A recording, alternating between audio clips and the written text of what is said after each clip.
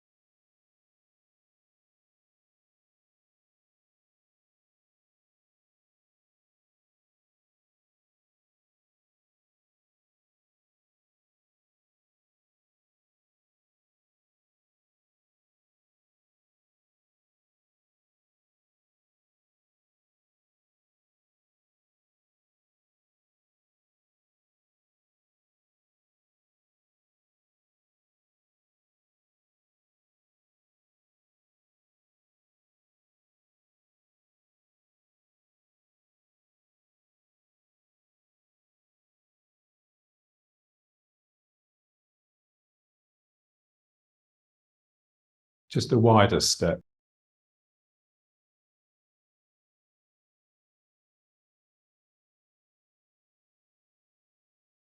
Straighten the legs. Reach down. And then imagine that you're grabbing hold of like a handle down here, and then just pulling yourself down by bringing your hands up. And then send your hands up. And now imagine you're grabbing a handle up here and you pull yourself up.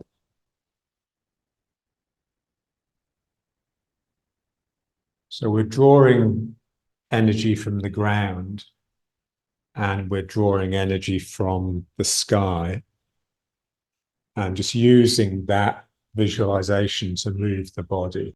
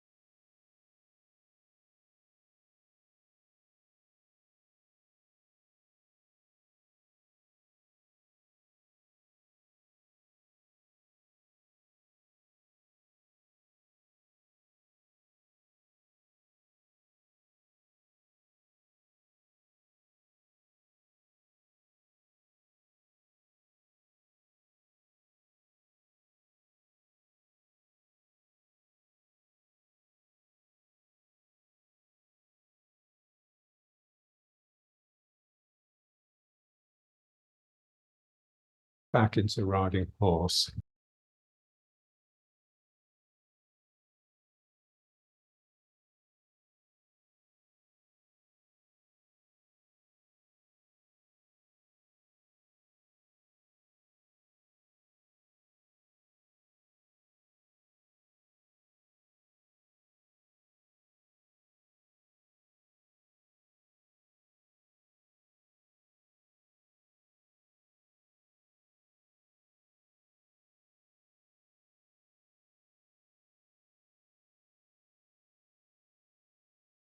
And now let's try breathing. So the spine is breathing, spine is arching backwards. Really feel that releasing the tail. And then I'm bowing forwards. My tail is coming under a bit, my head's coming over.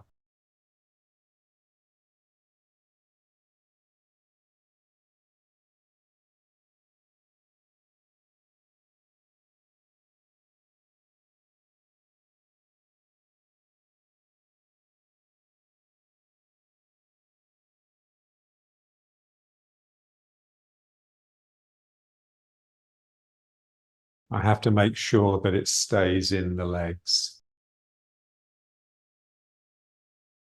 Here, when I do this phase, it's as though I'm driving down the spine from this point in the middle of my back, forcing the tail down, the spine down into the tail and back. And then here I'm using my legs to keep me down. My legs are sucking at the ground to stop me from coming up. This phase will tend to straighten the legs and put your bum out. If you can keep your legs bent, then the bum effectively isn't out. I drive down here, down and back.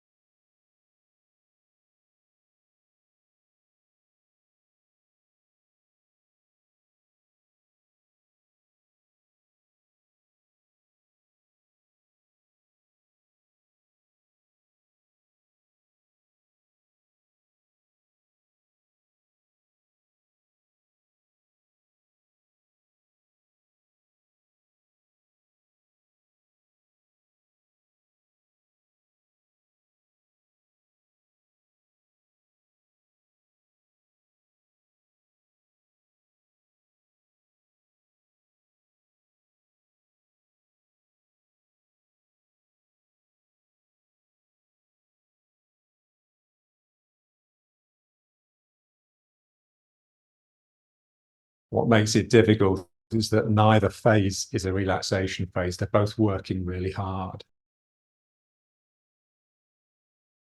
I'm trying to straighten my legs to get this to come up. At the same time, I'm really arching my back here to drive my tail down into my legs, and that keeps me down.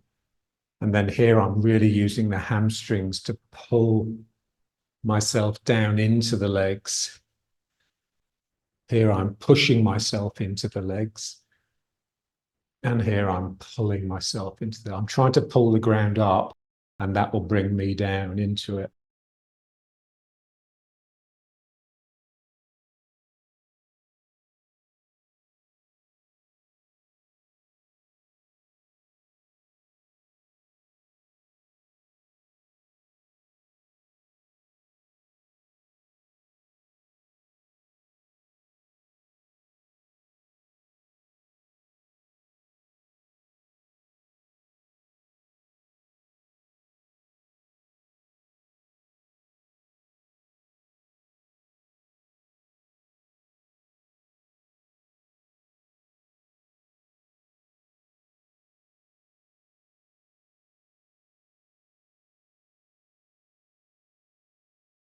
And then just relaxing.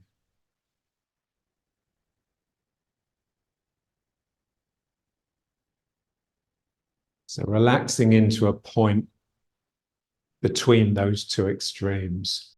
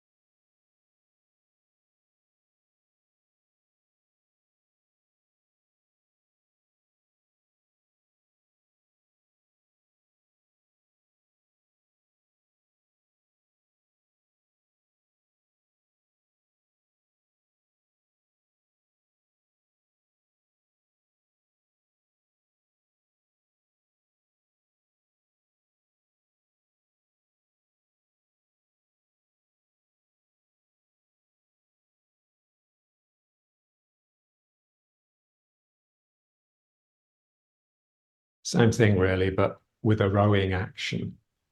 So now just really reach forwards and let this bow the spine and push you back into the heels. And then just draw the hands in, twisting them, and pull the elbows right back so they're trying to meet behind the back and just come onto the front of the foot. So the heels lift a little.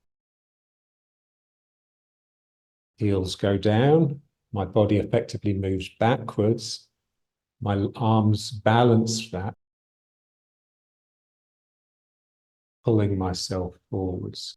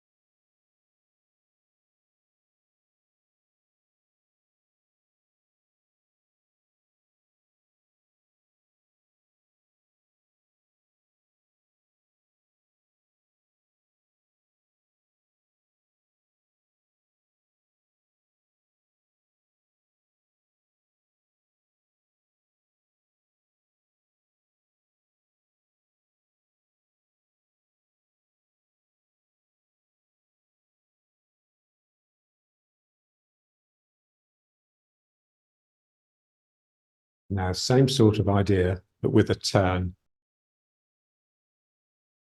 I'm opening. And then here I'm closing to the front. So the spine doesn't work as much, not to begin with anyway. So just get it established.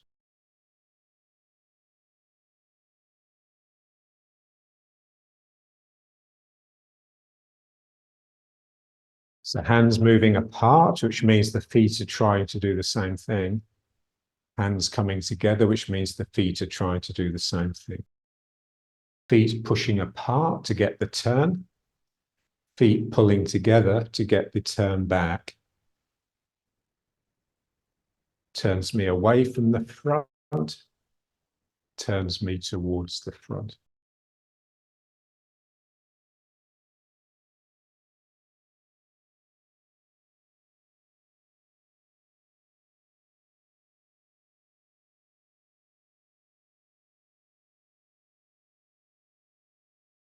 Attacking, elbows dropping, hands coming up, yielding, elbows rising, hands coming down.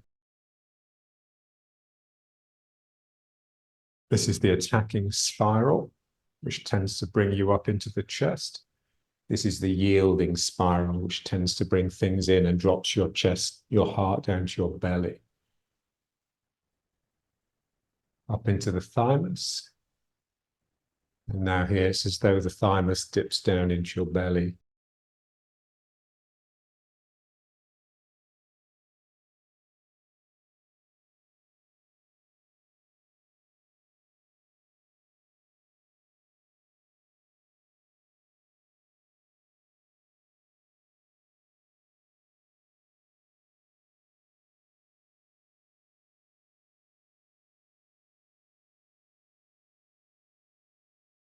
The belly rises and thrusts out of the heart, like a hand is coming out here and reaching towards the wall. And then that hand just comes back in, sucks right down to the belly.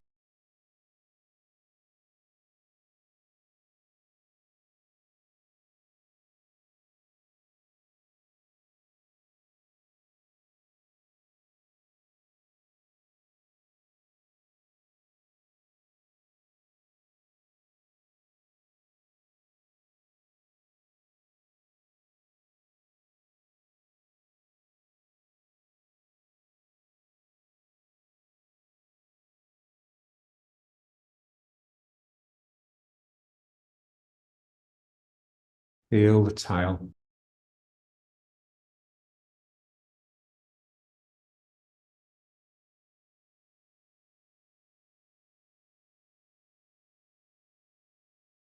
My tail is my root chakra.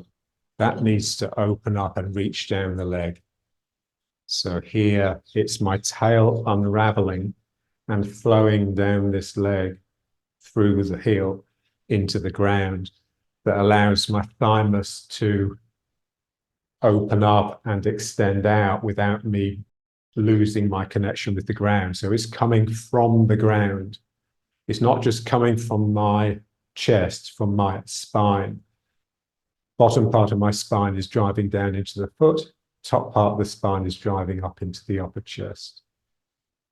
And then that just ravels back up again. It just becomes the circle. And then the circle breaks and becomes the straight line.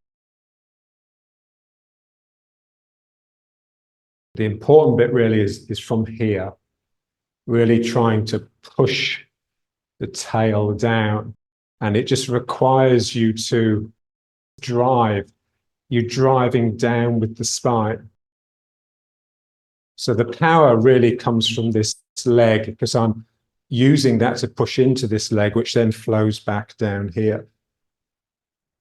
And then it sort of just curls up into its own space. This is really connecting with the earth and the sky. And then this just curls up.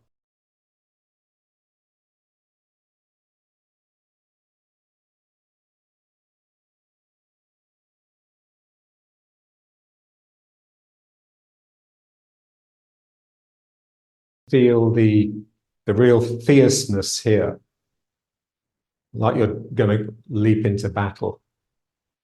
And then the real intimacy and privacy here. So this is you just driving into the world like an athlete, you know, that's leapt out of the blocks, charging down the track. And then this is you just grabbing the lover and encapsulating yourself and the other. So two very extreme. This is your extreme of real intimacy. You've forgotten the world, one little room and everywhere. It's just you and what's here. Everything else has disappeared.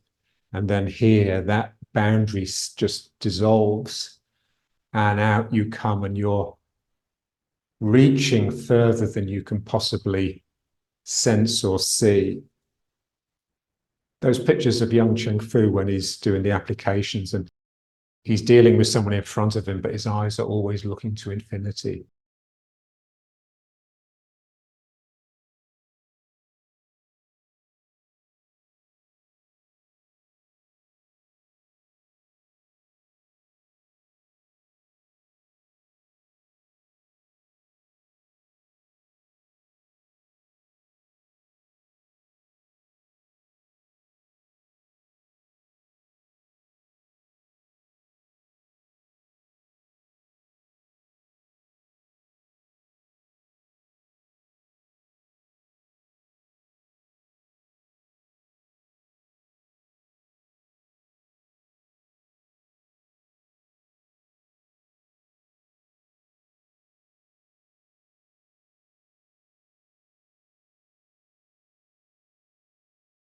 And now let's just pause here a sec.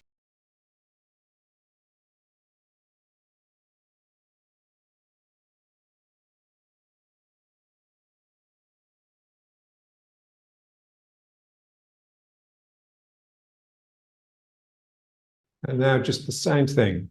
Everything's the same. Sort of waving hands in the clouds. So it's very gentle, but it's the same idea. Here I'm opening and it closes. So I'm just sort of turning it into a figure of 8. So waving hands is really just a figure of 8, really. It opens one side and then closes, and then it opens the other side and closes. 2 loops, 2 circles, joined in the middle.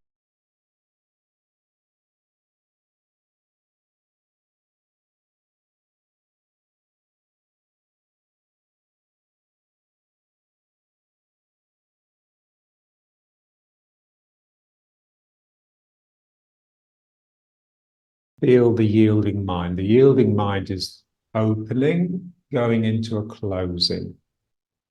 You're always willing to back down, to give way. So I'm coming out and then I come back in.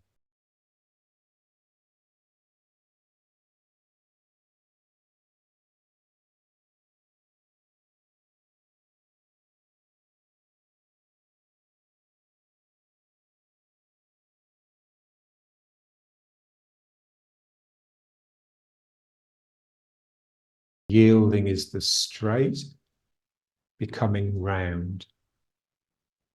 I really want to blend the two together.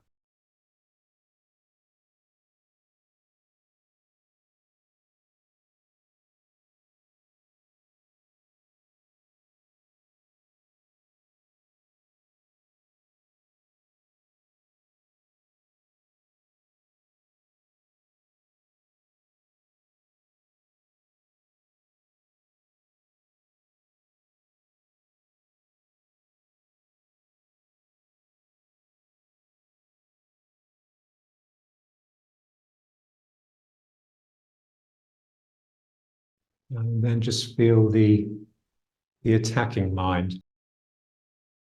From the yield, something extends outwards, fresh,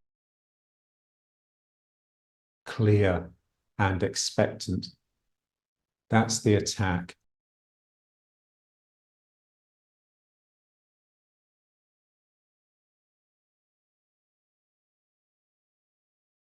So the first attack of the day is just getting out of bed in the morning. You're rising. Your energy is coming out of the intimate space, the bed, the womb. So it's the first act of the baby as well. You know, they say the first act of the baby is the first breath, but really it's that arching of the spine to force itself out of the womb, force itself down the birth canal.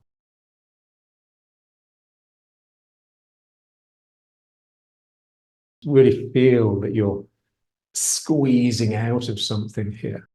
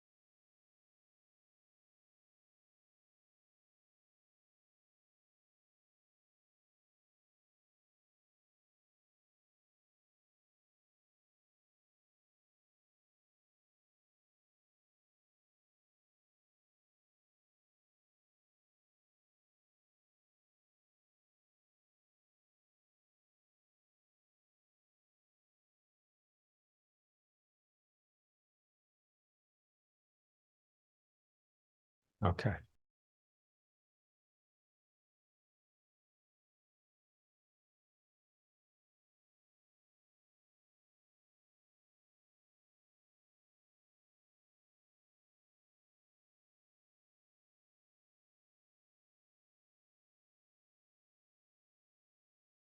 Feel the feet. This roundness in the arms should also be expressed in the feet. So think of the heels. So the heels should feel quite big and hefty, dominant. And the heels are wanting to sort of expand outwards, the same way that my shoulders are wanting to broaden if I'm in a good riding horse. But my toes are sort of angling in the same way that my fingers are coming in towards each other. And that can just be a feeling. So you don't actually have to have the toes coming in, the toes in. There's just a feeling that they're wanting to drift inwards. And the heels tending outwards will just help the sacroiliacs release. And then you can get into the hips and down into the legs.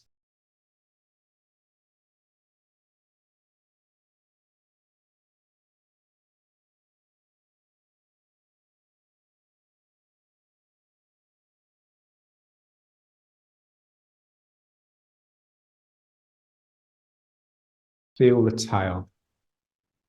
The tail is normally bunched up like this. We just want to relax it so much that it feels like it's extending down into the ground. So something here has to let go in order to just allow that to happen. That's the root, really. It's just an openness down here that allows your spine to extend down into the ground. So it's not just the leg, the spine has to relax down. And it's a big thing. It's actually very difficult because any tension here will tend to force the tail back into its habitual state. And it's not just in the body, it's all in the mind, really. So what you find when you meditate is that tendency in us to use our thinking mind to categorize, to judge, criticize pretty much everything. That all springs from tension here. And so when you release that, you just become part of the ground, really. You're just a clear channel. So that's what we mean by opening to the earth.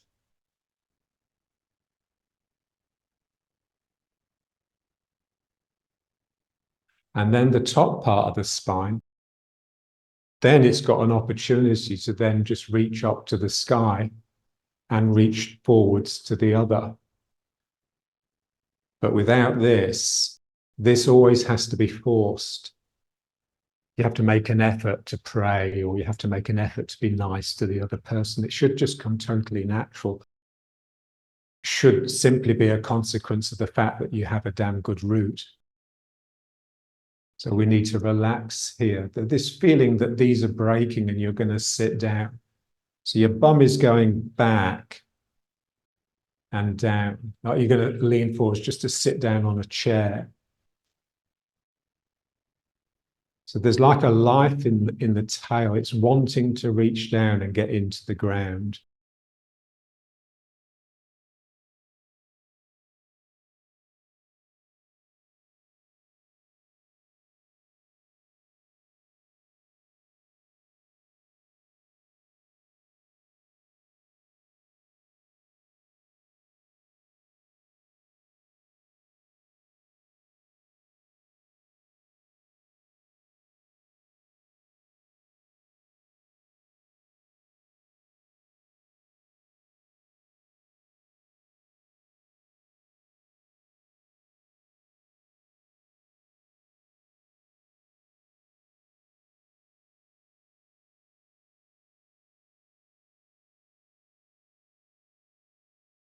1 foot forwards.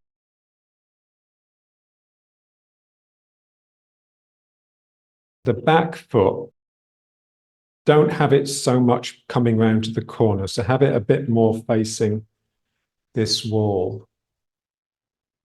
So this is the interesting thing about Yung Cheng Fu. If you see the older pictures than the one in that video clip that Roberto sent us, then he's beginning to become more erect with his spine, but also his back foot tends to be left out. It doesn't come in when he brings the waist round, partly because he's just much more open here in his old age, I suspect, having practiced a lifetime, but also because when you bring the toes round, it's like you've lost the back foot for momentarily. So if you're really sunk and you're really in the feet, then both feet are important all the time. You need this sort of play between them, which will produce turns and a shudder, like you can just quickly produce a shudder up your body from your legs by kicking them against each other.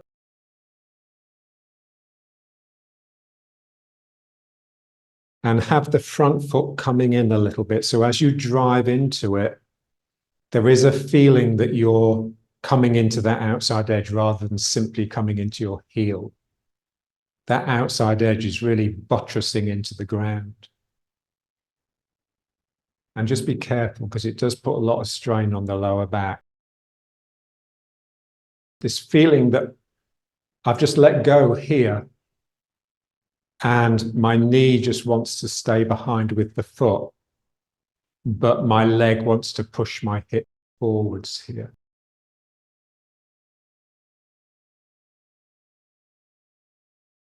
It's a long posture, longer than you could possibly get into in Tai Chi.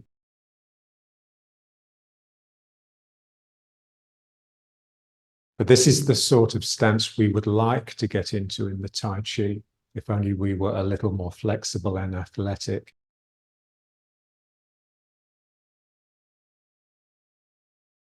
What we did last week, the warrior poses, bringing the arms up in front.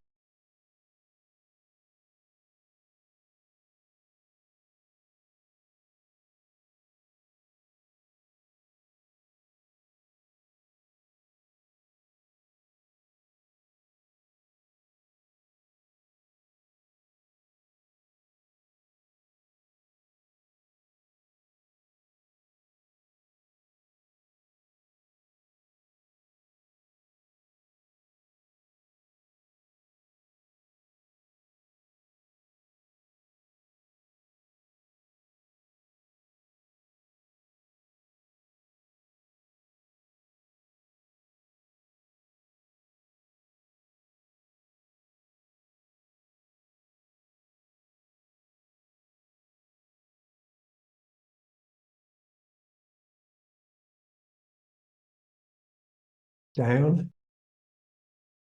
Careful.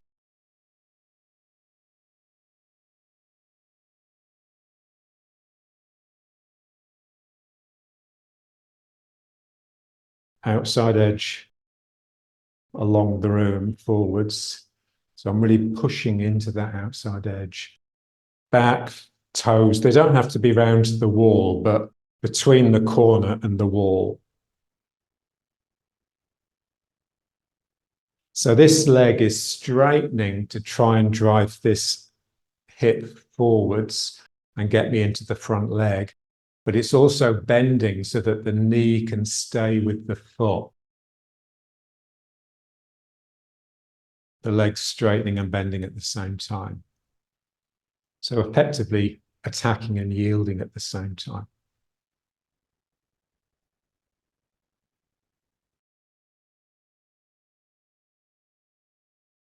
Arms up again.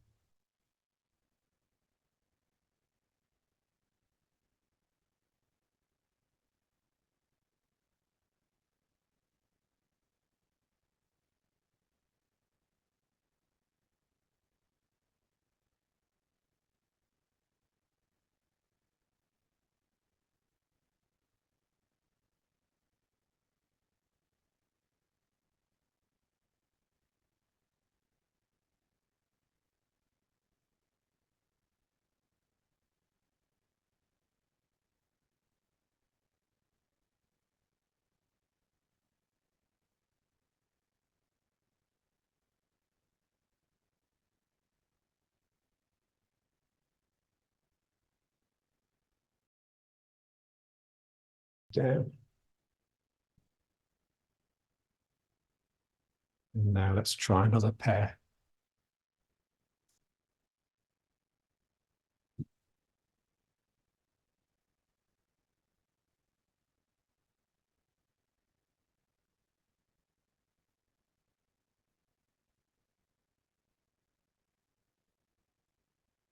And just have a prayer or a poem or something that you can just say inside your head so that you know how long you're there, really. So you can just try and regulate the two sides. The side we're not very good at, we'll always tend to chicken out of.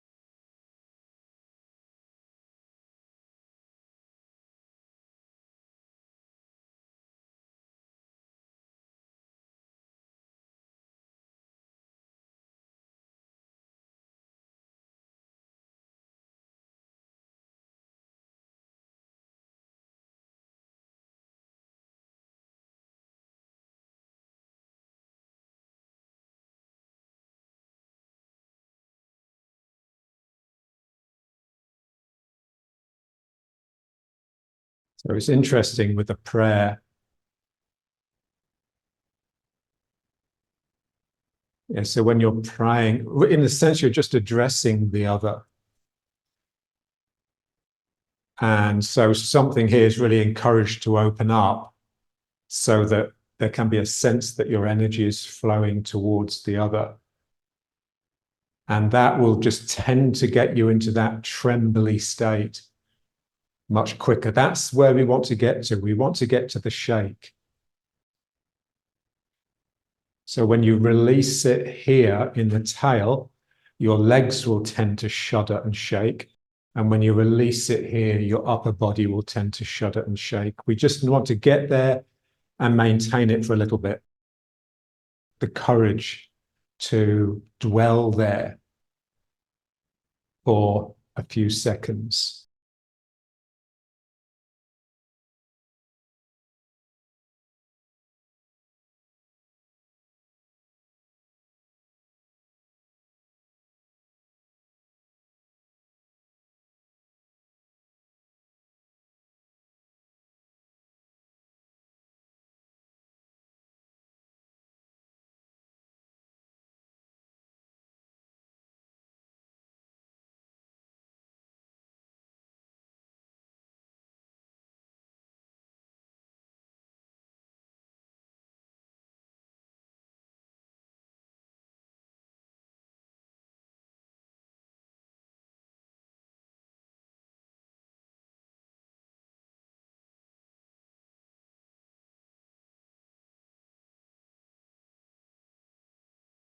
So that's the sky, par excellence, the heavens. And you can really get a back bend. So your head feels like it's going to go down behind you and drop down towards the floor.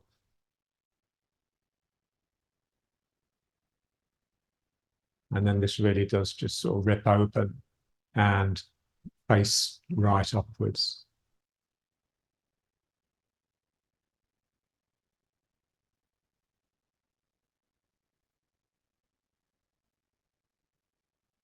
So I'm finding more and more that encouraging the heart to come up is really important, because just daily living tends to get us down. It tends to depress the heart.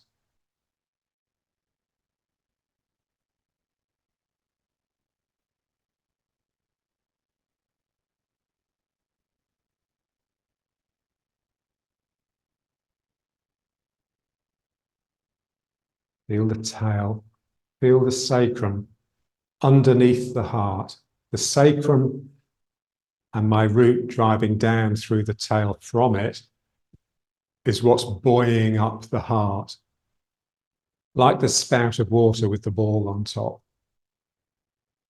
My root is drilling into the ground and finding an aquifer, which is then surging up, water's surging up my root from my sacrum and spouting out here like a fountain. And this is just bouncing up and down on top.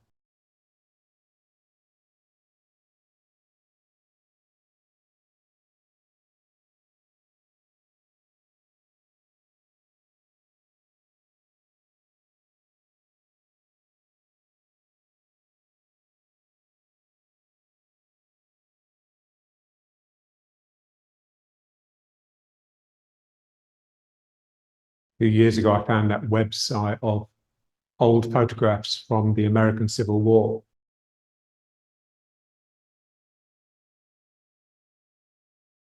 It was a time when the exposure time was really long, so you had to stand really still.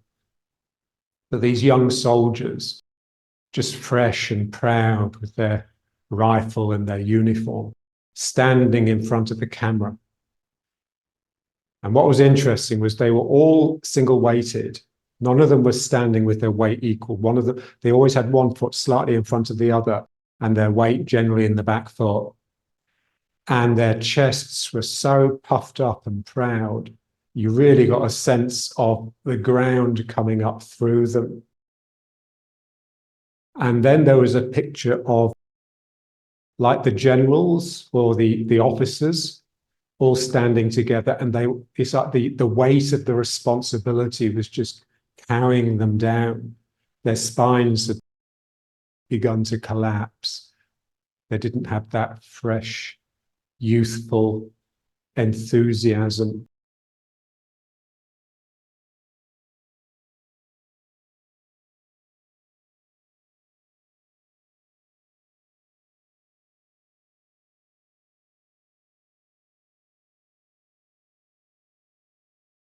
John used to say, the weight of the world feels like a scab across your shoulders, and you just have to shrug it off. You just have to push up through it by driving your root down and just let it fall away. And it's like, imagine you've got like a jacket draped over your shoulders so your hands haven't gone into the sleeves. So what would you do to just shrug it off? You just roll your shoulders back and arch your spine, and this garment would just fall behind you.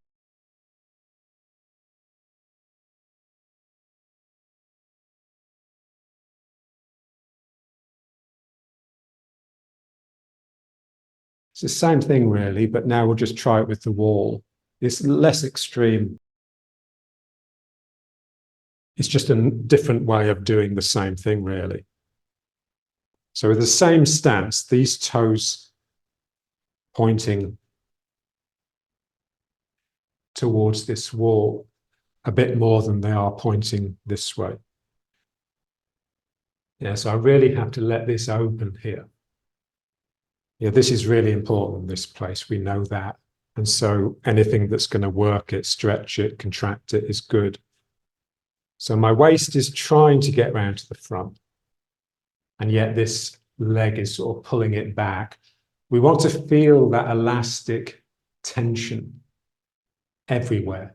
So when we started with just the jogging on the spot, that was just establishing that springy elasticity in the legs.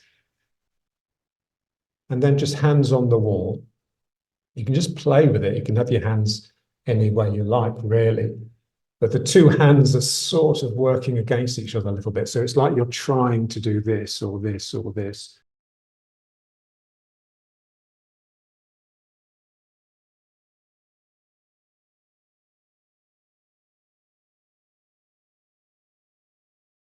Let it slowly build up. And my 2 feet are playing with each other, and my 2 hands are playing with each other.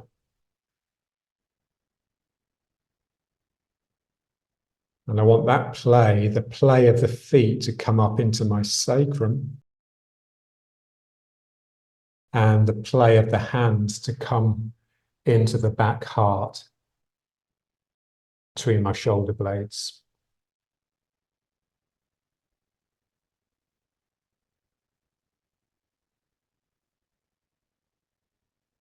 And just be mindful of those blocks in your own spine. So using the stick last week and the week before, we sort of located these problem areas in the spine.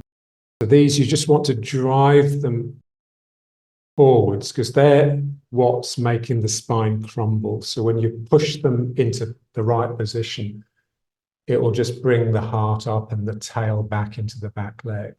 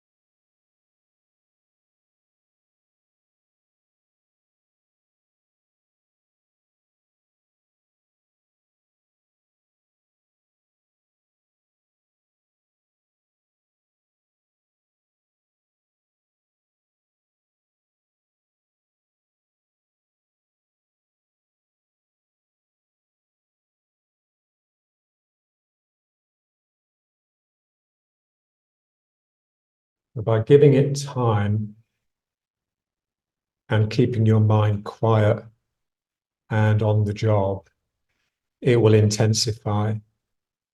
So what we have to try and do is just remain relaxed within that intensity. So the mind is still quiet and empty and relaxed, but the body is getting more and more energized.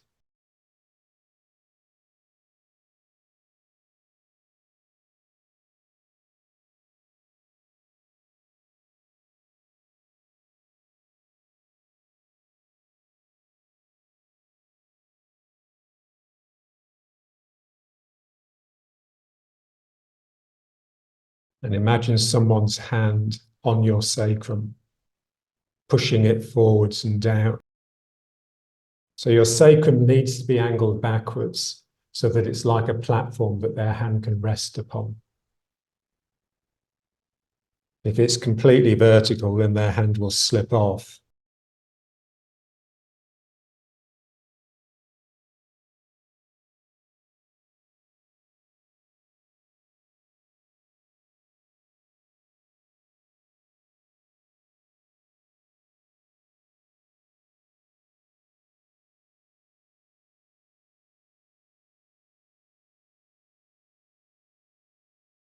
As the intensity builds up, you're putting your body under a lot of stress.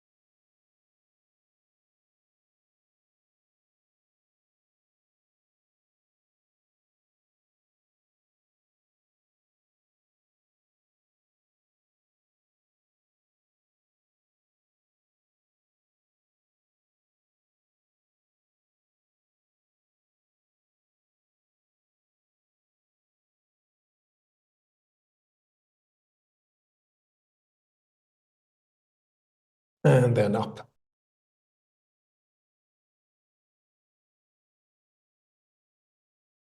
Okay, now let's squat.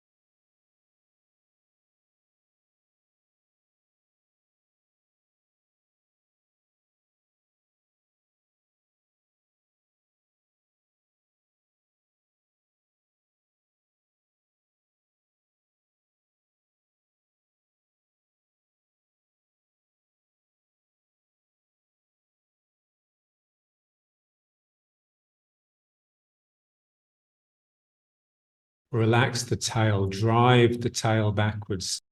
You need to stick your bum out in order to unravel and extend the tail. And then you need to bring that in to soften your posture. So this is the way of Tai Chi, really. It's not simply a matter of putting yourself into a position.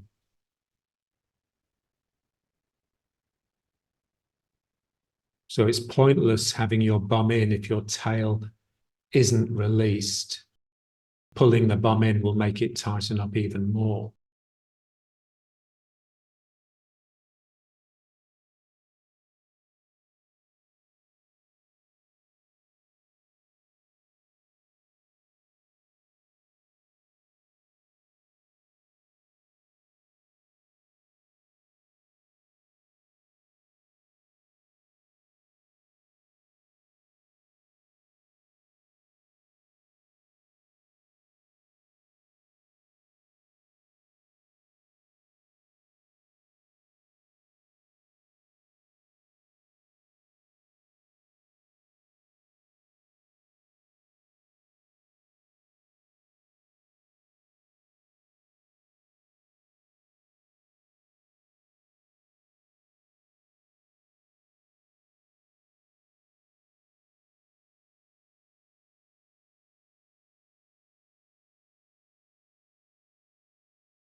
To release the tail, we have to abandon, if only temporarily, our self, our mind that's seeing us separate from the world and judging the world. So the complaining mind needs to stop. Then the tail will reach back and the heart will reach forwards. Both ends of the spine will open up.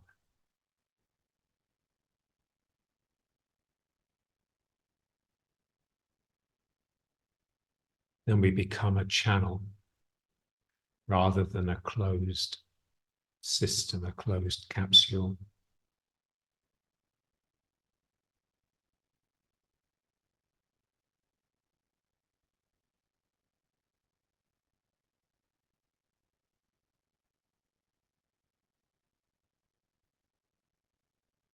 Intensity and radiance. So just feel the longer you stay, the more patient you are, the more you can keep your mind with what's happening, the more intense it will become, the more energetic, the more energized, and the more you will glow. You'll have a feeling of warmth and like you're radiating a light out of your whole body.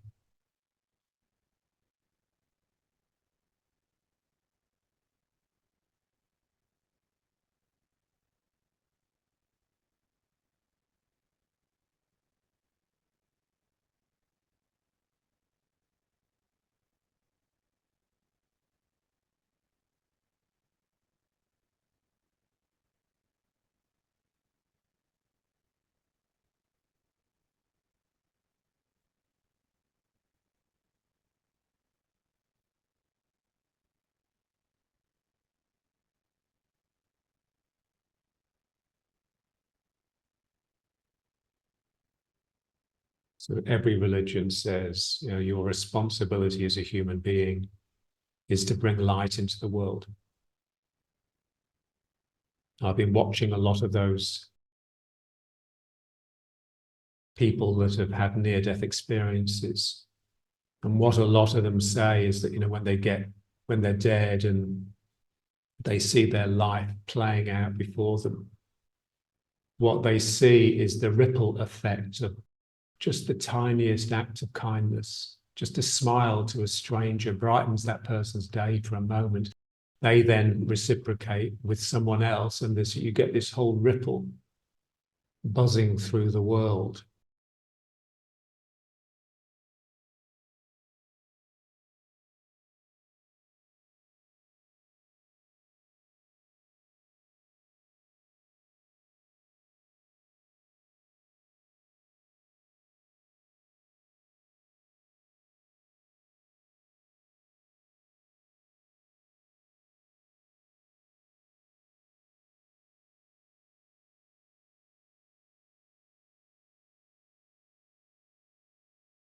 And now let's just try this one. This is so lovely.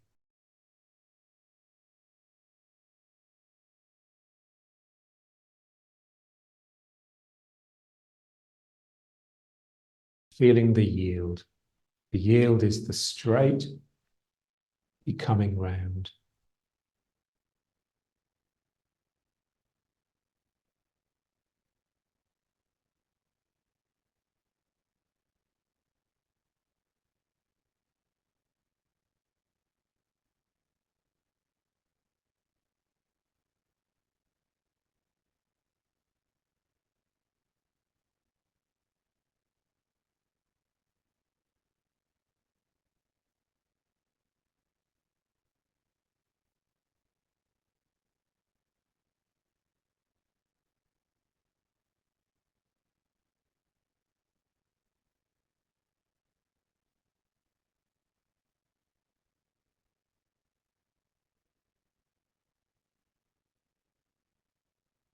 And try and feel bow and arrow. What is bow and arrow posture?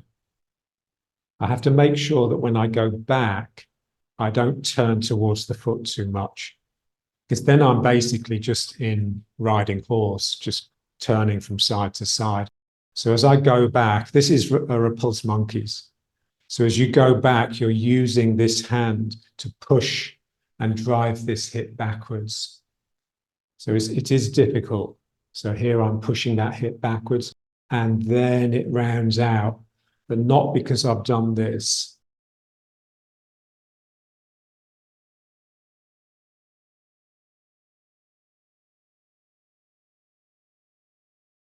We tend to spend so much time in riding horse that everything becomes riding horse. I have to make sure it doesn't.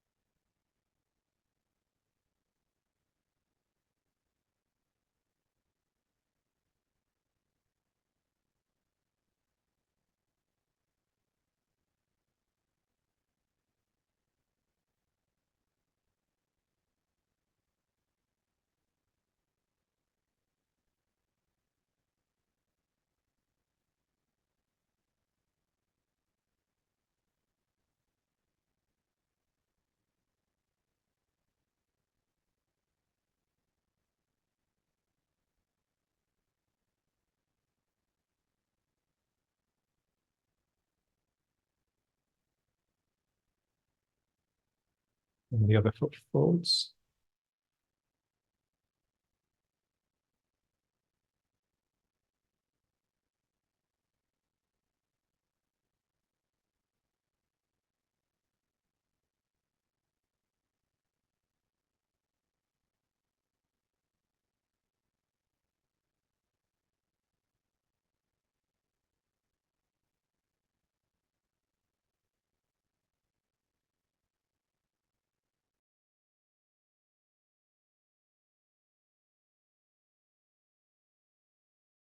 Feel the point of yielding.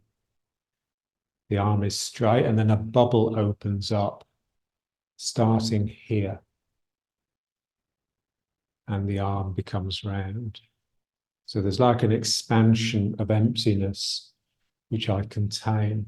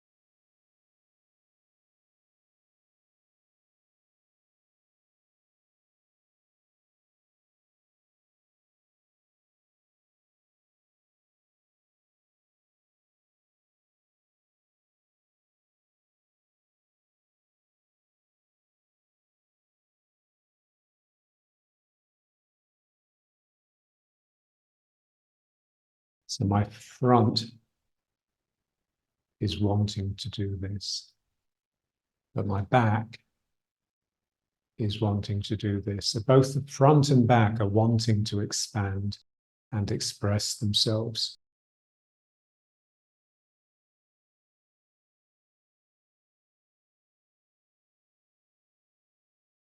It's a real tense posture, really, because these two things are just pushing against each other all the time.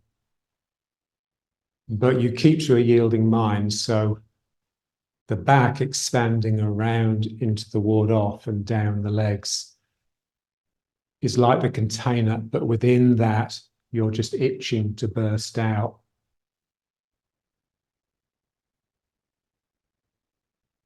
So Tai Chi is the art of concealing hardness with softness.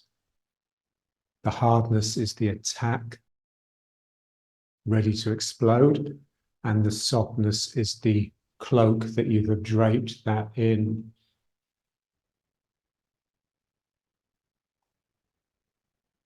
So the attack will tend to come into the front of the foot, so my toes are extending.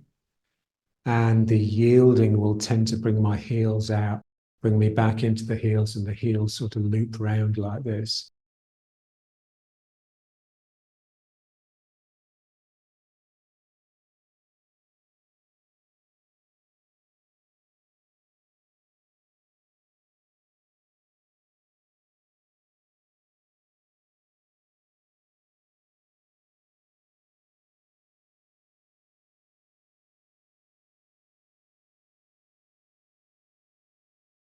And now let's just finish just with a bit of stepping.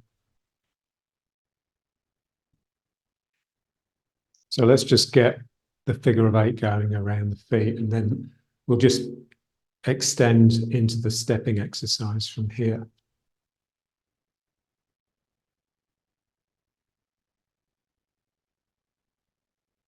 So just try and get a bit of action in the hips.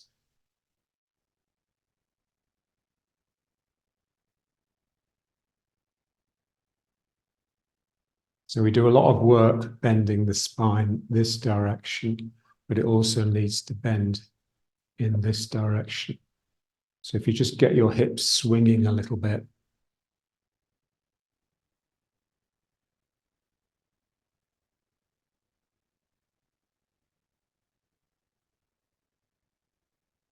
So it's coy.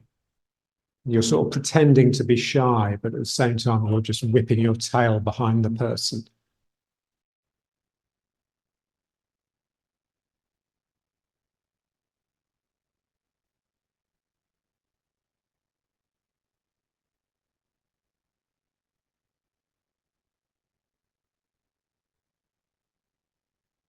And then just stepping. So go around one foot, step with the other, go around this foot.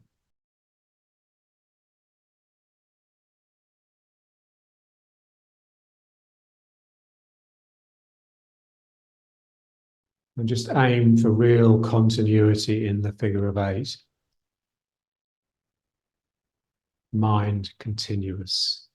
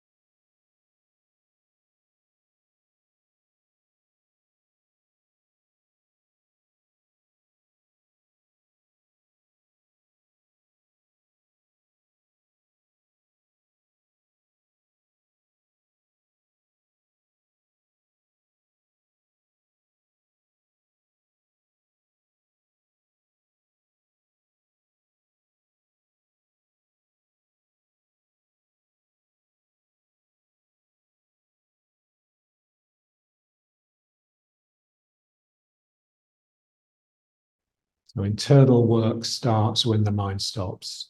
If you can just keep your mind with it, a mind that is just so fascinated,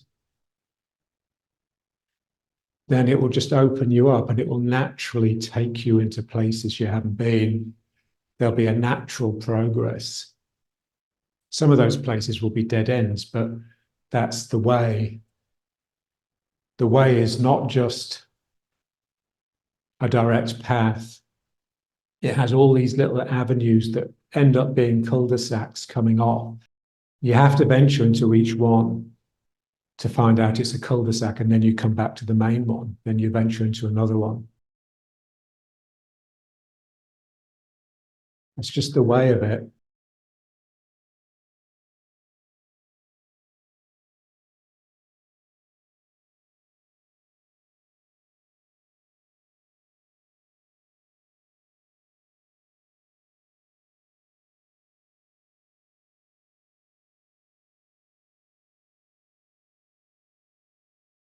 And then just the other way.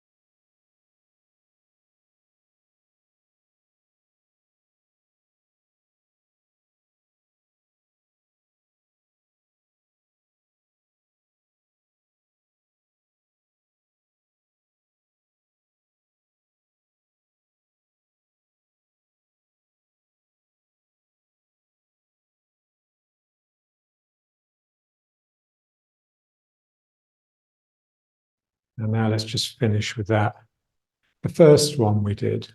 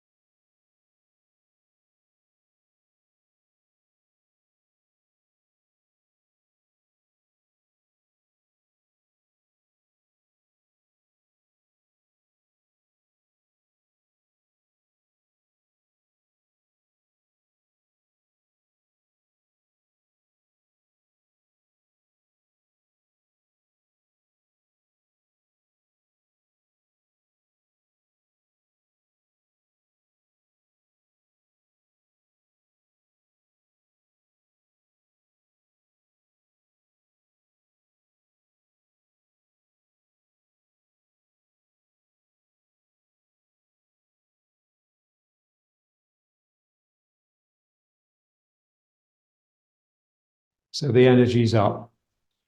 We're sweating a little bit. So the whole room is a tingle, a tremble.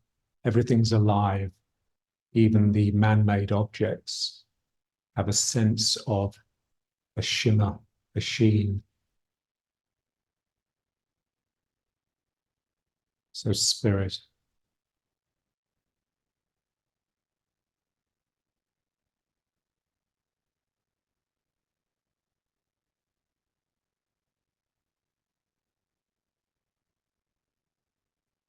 And register the fourfold. So those four aspects of reality that Heidegger beautifully described. So the earth, which includes material objects, this solid reliability underneath my feet, and this force that is pulling me down into it. The earth wants me. The earth wants the part of me that belongs to it, my body. And one day it will have it. And then the sky. So this vast expanse, if you imagine how big the universe is compared to the earth is nothing. So this sense that what's above the earth is a vast, vast expanse. And just wake up to it. So the sky, which is grey today, because there's a storm here. The rain, the lightning, the thunder, the wind, which somehow screams through this apartment because it's open front and back. So just this real feeling that you're in the elements, you're of the elements, an elemental aspect to your life and your living. And then what Heidegger called the divinities and mortals. So in a very simplistic way, we can think of that as life and death. So the divinities are like the gods, so everything contains, so it's an animistic world that we live in where everything potentially has spirit. And it's our spirited work that assists that. So if I look at something in a spirited way, then I will tend to wake up its spirit. So this is the favor we do the world. And the favor the world does us, but most of the time we're rejecting it. And then just our mortality, just this real sense that there's an end. It's not going to go on forever. And that should be a really sobering thought. A thought that galvanizes you into practice, into some good work.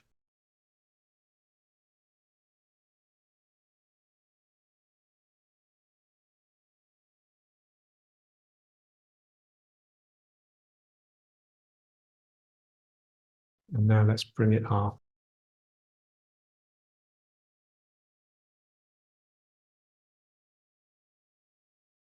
Let's just try this just a little bit.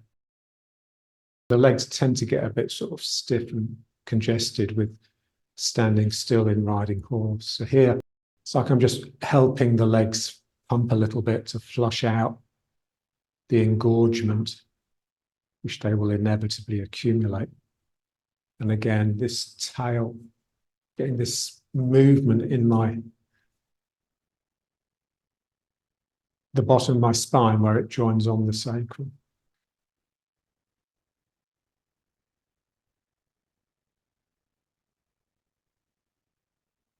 So there's this sense in the body of it, the two sides sort of moving in opposite directions all the time.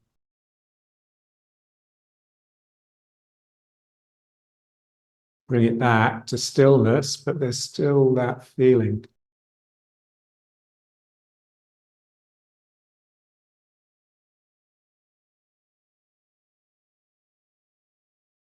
So a yielding mind. Legs that are straight, but they're ready to bend and melt at any moment. They're right on the edge of collapse. If you were to just relax a tiny bit more, your legs would buckle and you'd be on the floor.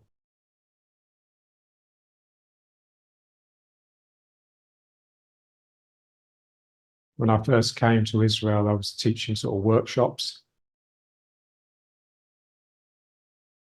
Because the way, I've been working with John, it was quite intense. And so there'd always be someone at some point that would faint. And it was amazing because you didn't see them faint. Is all you saw is them standing and then suddenly they were on the ground. Because it's just suddenly they're down there. And it was only for a sort of couple of seconds and then they'd come round and have to sit down. But it was like a relaxation. People here, the tensest place on the planet, had just never encountered.